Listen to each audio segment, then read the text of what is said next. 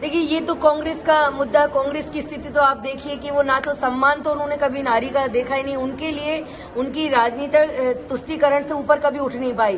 कुर्सी के अलावा, सत्ता भोगने के अलावा उन्होंने कुछ सोचा नहीं।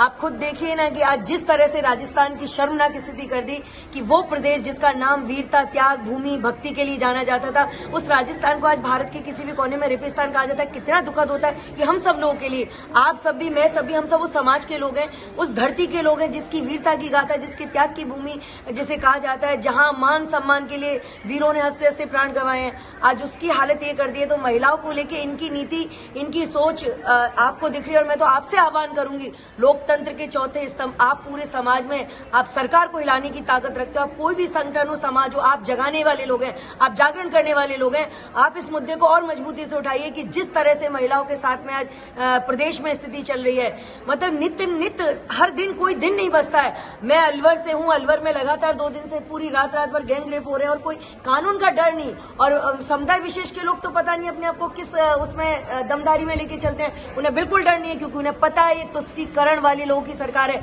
ये सरकार उन्हें शेल्टर देगी, इसलिए इतनी हिम्मत बढ़ रही है। और कोई भी हो, मैं किसी कहती हूँ, जो भी नारी के सम्मान से खेले उसके लिए सजा केवल और केवल फांसी की होनी चाहिए। मैं आह्वान करती हूँ, गहलोत जी आप संभल जाइए और देख लीजिए, नाबालिग लड़कियों से बलात्कार हो रहा है। पास्को में ये प्रधानमंत्री नरेंद्र मोदी जी के नेतृत्व में फांसी का प्रावधान है, आप देकर दिखाइए, नारी के सम्मान को बचाइए, नहीं तो कुर्सी 2.5 साल नहीं आपके। केंद्र सरकार को घेरने के अलावा तो बीजेपी को घेरने के अलावा कोई काम नहीं है कांग्रेस वालों पे।